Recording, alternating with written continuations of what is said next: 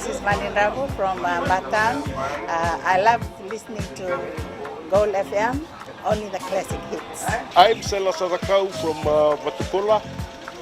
I only listen to Gold FM, only the classic hits. Gold Benaka, I'm Vale and I'm working at Golden Grove Resort, and I love listening to Gold FM because it plays a really wide range of classic music. I'm Saini Sakio from Kashmir Wotoka. I like Gold FM, but only the classic hits. Gold FM, only the classic hits.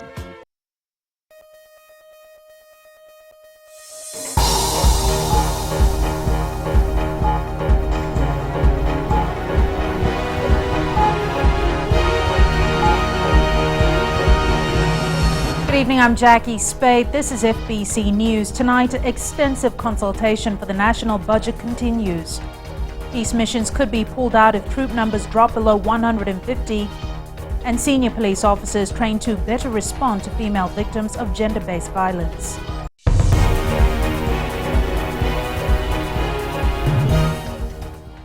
Getting those that have been marginalized and in the periphery of society to have a say. This is government's ploy to create an all-inclusive budgetary formulation ahead of the 2016-2017 announcement next Monday. Madhyam Bolaitamana with this report. It is safe to say that the makeup of the 2016-17 national budget will reflect the extensive consultation process that has seen the Minister for Finance constantly on the road in the past few weeks. Whether in fact they can be addressed through the budget itself. So the issues raised, of course, is not a budgetary issue as such. It's more to do with implementation issues or administrative implementation issues. But it has been very, very rewarding and in fact very, very eye-opening, and I think the level of interaction was enjoyed by all sides. This is the first time a process like this has taken place ahead of a budget announcement, and the feedback from the ground has been overwhelming. These are some of them are to do with values, some of them are to do with perhaps better legal implementation or probably bringing about more a better legal framework. Like I said, some of them don't have budgetary impact, but they have social impact. Syed Qayyum says there is a significant importance for government to reach out to this demography in our society today. The fact is, when you hear from people firsthand, you're only as good a society as how best you can reach to the margins of people who are margins of society. If you are able to bring the people who are on the margins of society, on the periphery, to the center, then you become a stronger society. Government has held consultations with the private sector, secondary school students and with disabled organizations in the Eastern and Western divisions. Madhyam Bolaitamana, FBC News. 6 more Fijian soldiers have returned from Sinai with more expected home in the coming weeks and months. Commander of the Republic of Fiji Military Forces, Rear Admiral Viliamin Aupoto, says they will pull out of the mission completely if troop numbers drop below 150 soldiers. Maggie Boyle reports. Escalating violence in Sinai has meant that some Fijian troops are returning home as a safety measure. Indications that it will further reduce, but we are asking MFO headquarters that if we reduce further, that we do not reduce below 150. Which is a company strength, a full company strength. That way we retain good command and control of our troops. However, Rear Admiral Napoto is clear. If their numbers drop to less than 150, the mission will no longer be viable. I think in the best interest of looking after the welfare of our troops, anything below, I think we will consider just pulling it all together. That way it'll ensure that we look after our men well. Director Peace Support Operation Commander Humphrey Tuake says all returning peacekeepers are being absorbed into the RFMF and will be given first priority for the next overseas deployment. Currently, there are 859 active Fijian peacekeepers across several missions with security assessments on their status around the clock. 105 Fijian soldiers have returned from Sinai over the last 2 weeks. According to the RFMF commander, more are expected back home soon. The volatility in the Middle East an obvious concern for not one but all of our peacekeeping missions. Maggie Boyle, FBC News. A call has been made to put in place new standards for building and construction materials to ensure sustainability and durability of structures. Savara Tambor reports the Consumer Council has been receiving complaints on the quality of materials sold by some hardware outlets. The Consumer Council has, for the last 6 months, received 25 complaints on substandard building materials and untreated timber sold by some local hardware companies. Complaints vary from fungus growing on timber or black spots appearing on plywoods a month after it's bought. They are very disappointed because, it costs labor, time and money, and they feel very desperate when they want to return this plywood, and the hardware stores are not taking any responsibility. In some cases they have, where they've refunded the money, but in most cases they don't. Fbctv Kumar says they've had talks with the Ministry of Industry and Trade requesting for new laws to ensure quality materials are used for construction. Also had meetings with the Department of Forestry. We have raised this issue at the standards body as well, that we need standards for timber. And I think the time is right now that the government is looking at having standards for construction industry. Pine I bought is not of good quality, and I'm pleading with the government to put in place new laws for our benefit. I think the government should focus on the many hardwares in Fiji selling A-grade timber to the nation first, before we're selling outside to other nations. The government has given a directive to all builders to follow proper building codes, as many houses were damaged during tropical cyclone Winston due to poor structure. Sabera Tambua, FBC News. Senior police officers in Vanua Levu are attending a workshop that is designed to help them understand the sensitive nature of responding appropriately to female victims of gender-based violence. They have been urged to have a sense of compassion and urgency when dealing with such cases. Eleanor Tarangaivu reports. The Fiji police force will not tolerate any officer bending the rules due to his or her belief when it comes to gender-based violence. The sentiments of Deputy Police Commissioner Isikele Lingairi while opening a workshop on gender violence, human rights and laws in Lambasa this morning. The organization will take action against those who violate the laws relating to domestic violence and violence against women and children. DPC Lingairi told the participants it is their responsibility to enforce all of Fiji's laws and urged them to pay particular attention and compassion when dealing with cases of gender-based violence. Officers, if a woman can't turn to ask for help when she has become a victim, then who else can she turn to? Workshop coordinator, Fiji Women's Crisis Center's Shamima Ali says the workshop is aimed at creating or developing a better response to violence against women. You are the first people that a community goes to when they are violated in this way. We want to ensure that the response is appropriate, so more people report. The more people will report, the more it will serve as a deterrent to potential and present perpetrators. The week-long workshop will touch on topics such as gender, human rights, religious excuses for perpetuating violence against women, and the relevant laws that are in place to deal with perpetrators. Eleanor Turangaibu, FBC News. Coming up on FBC News, over 3,000 suspected marijuana plants uprooted during Operation Dhaburaki, and hundreds enjoy inaugural Sinu Carnival. Stay with us.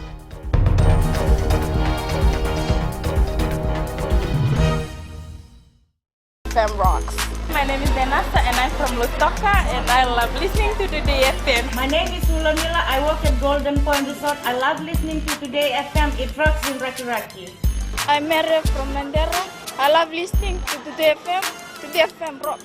We love listening to Today FM. Today FM rocks. Today's hit music on Today FM.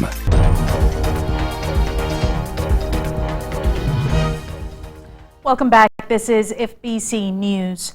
People born with albinism often face discrimination, making them feel less accepted and unimportant in society. Today marks the first International Albinism Awareness Day, which was celebrated by many young children at the PJ Toomey Hospital in Suva. Kelly Vavala has the details. Albinism in humans is a congenital disorder. This condition is caused by a lack of pigmentation in the hair, eyes and skin. The theme for Albinism Awareness Day is worthy of love, respect and above all dignity, aimed at eradicating discrimination against albinism people. Albinism are always unfortunate, especially when they are in school from primary and secondary level, being pushed apart or pushed away or being the last to be recognized. People born with albinism often say they find it difficult to socialize because of their differences. I would like to see that people look at people with albinism as those who they can count on to assist them. They hate us, call us with different names, like not the proper name. We are just the same as them. Every day I have to, they ask me, I want to be color brown. I tell them, see, you are unique. God made you like this. Give them a chance. I know they can do the same thing as whatever we can do. People with albinism face multiple forms of discrimination. Albinism is still misunderstood socially and medically. The physical appearance of a person with albinism is the object of erroneous myths and beliefs influenced by superstition, which foster their marginalization and social exclusion. This leads to various forms of stigma and discrimination. Kelly Vavala, FBC News. More than 3,000 plants believed to be marijuana were uprooted from farms in the highlands of Navasa over the weekend. Police Chief of Intelligence and Investigations ACP Luke Navela says it was a joint operation between the police and military. A team of 50 officers has so far raided 4 farms as part of Operation Daburaka. ACP Navela says cultivators are moving further inland and farms are located in extremely hard-to-reach places. Officers trekked for hours over the weekend and even braved the rain to reach these farms. No arrests have been made in relation to the drug bust as yet. The Fiji Police Force has lost one of its senior officers over the weekend. Director Criminal Investigations Department Senior Superintendent of Police Kishore Kumar passed away after a short illness. Commissioner of Police Brigadier General Sithiven Ngilio says the force is saddened by the untimely loss. Brigadier General Ngilio says SSP Kumar was someone who had dedicated his entire working life to serving the people of Fiji. Kumar is survived by his wife and 3 children. The Vodafone Sinu Carnival entered its 3rd day today, attracting hundreds from the heavily populated Nasinu area. Sinai Mboila took a trip to the grounds to find out what it's all about. Carnivals are mostly about fun activities, rides and good food for the entire family. The Sinu Festival has so far been successful in that. I am so excited. I am looking forward to the final night, which is the crowning. Yes, I'm here at Nasinu Carnival, enjoying my barbecue. Enjoying the carnival because for the kids there is a Ferris wheel and all the wheels so they can enjoy it. Good weather has so far worked in favor of stall owners. Today is the 3rd day of the carnival here in Valley Level, and it's the first time for us to come and be part of this carnival this year. Financially, we are very happy, and we are so thankful, and we are hoping to be part of this carnival again next year. So far, we've been start our stall, running our stall by making barbecue on Friday evening. And yeah, we hope we got enough, we earn enough. The weather so far was good, so the business is good for us here at the carnival. 7 contestants are vying for the Miss Sinu crown, and money raised during the week-long festival will be contributed towards the Prime Minister's National Disaster Relief and Rehabilitation Fund. Sinai Mboila, FBC News. Sports is up next, and here's Jamie with the latest. Jackie, and good evening. Coming up in sports, Fiji Sevens team march into camp to prepare for Olympic Games. And Reo football ready for first tournament of the year. This and more after the break.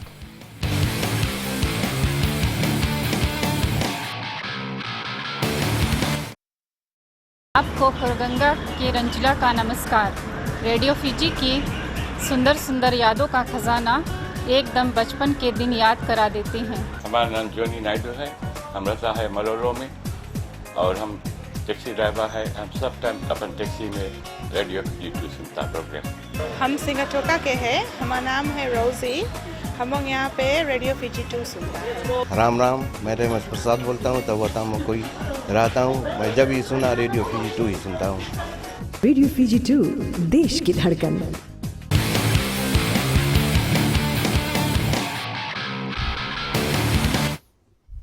Vodafone Fiji 7's rep Jared Hain is in the country and will join the national side in camp tomorrow. With the extended squad regrouping today, the next few weeks will be extremely challenging for players as a number of superstars compete for a spot in the Rio Olympics team. Vashnil Prasad reports. Already and prepared for a month's hard yard, the Fiji Sevens players now turn their focus preparing for Olympic Games. I'm not demeaning them, but it's just different levels of athletes at this level, and with the Olympic level, they will not jeopardize that, and we will ensure that wherever they go, whether it's a meal value, that their meals are well looked after and well taken. One of the reasons we are not bringing the boys into the games until 2 days prior to the competition, and the women. The men's rugby team and the women's rugby team will not come into the games until 2 to 3 days prior to the event. Coming back after 2 weeks break, manager Ropate Kovesi says the players will face a mammoth task this week. First up will be the training fitness. Fitness test will be today, and it's good to gauge where the boys have been since London and the starting of Rio. Fiji 7 star wing Savenada Rawada returns to action after suffering an injury during the Asian leg, while Samisoni Viriviri, Joshua Tuisova, Waisiane Adalevu and Semi Kunatani will join later this month. Seen medically as well by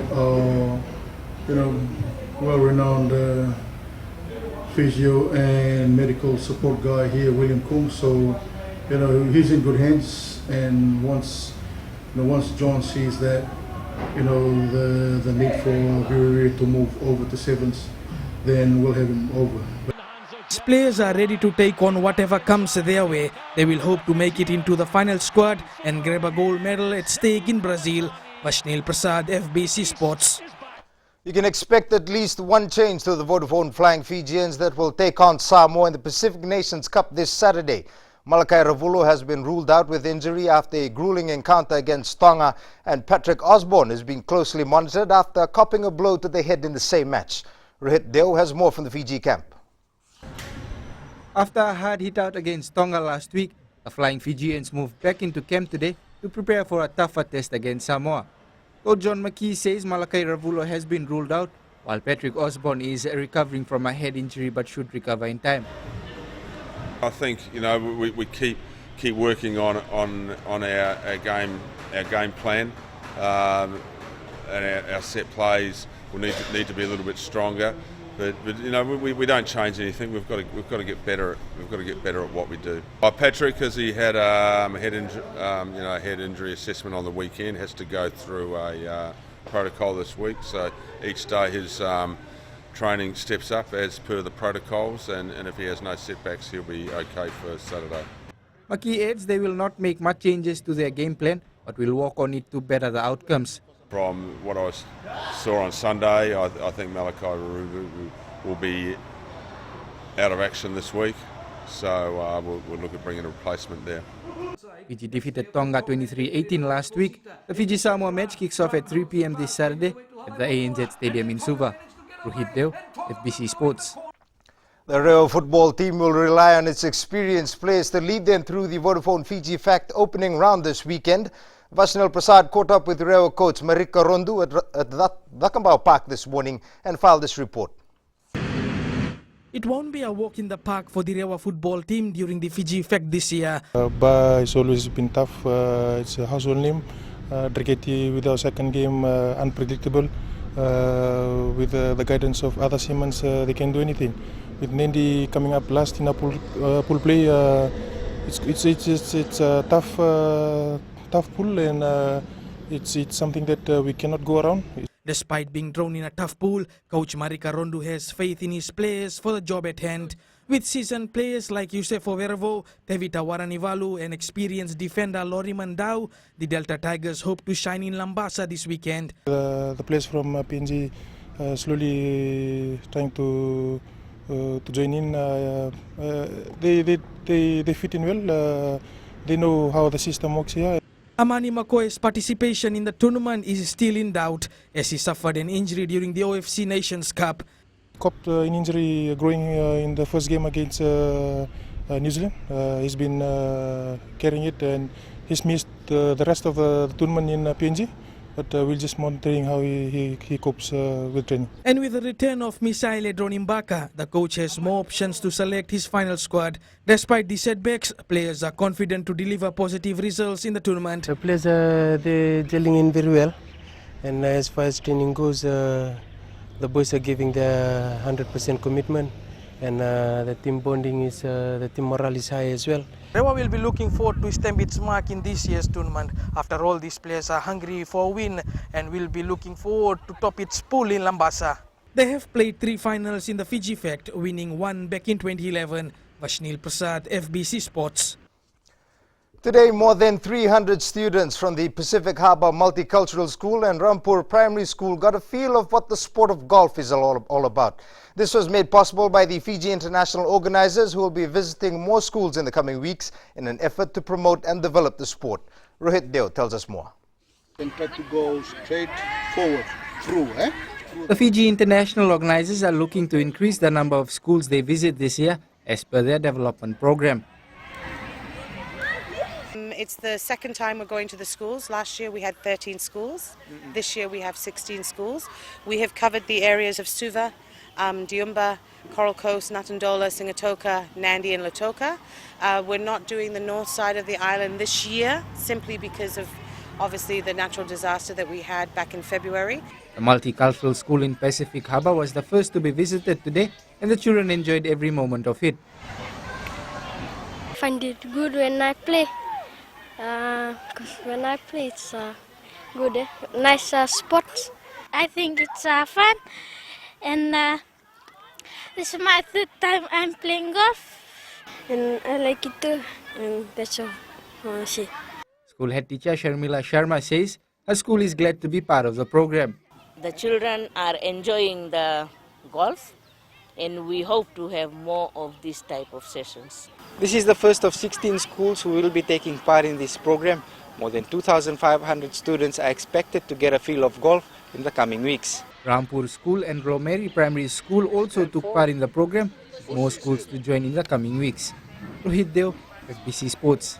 That was sports for this evening. It's back to Jackie now with business.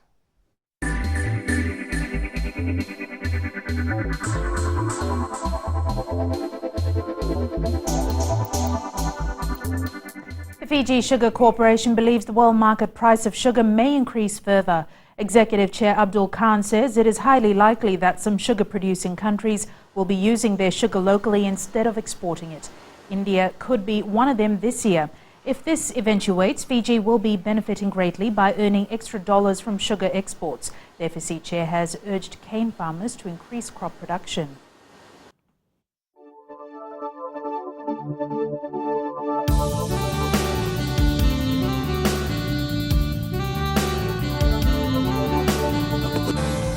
It was a cool morning with hefty clouds and briefly early morning showers, clearing to a fine and sunny day throughout. Mombasa was the warmest at 32 degrees, while Nadi, Lautoka and Ba were at 29, whereas Suva and Sabu were cool at 27.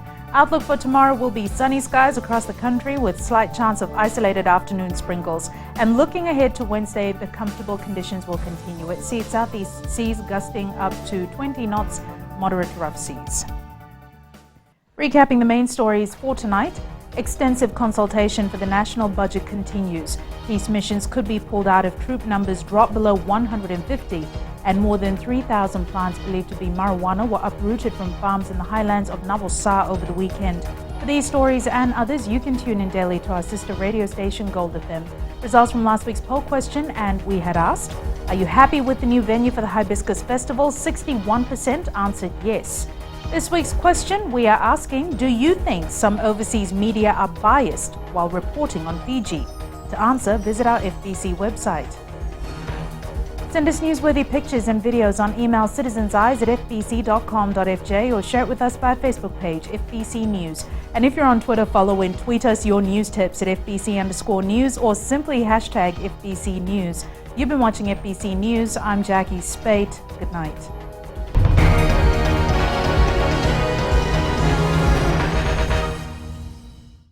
Alango Catholicia Tutua, Omonia Saurara, although we will take you on a TV and a market Tawa. Although Talitana, Warrona, Bula FM, and Nambandu and a set. Pulamana Viti, Navago Palacio Materia, one may Nana Bulu Tabiuni, Ausatuga Nandi, and the Talita in Warro and a Bula FM. Bula FM, number 2 and seri.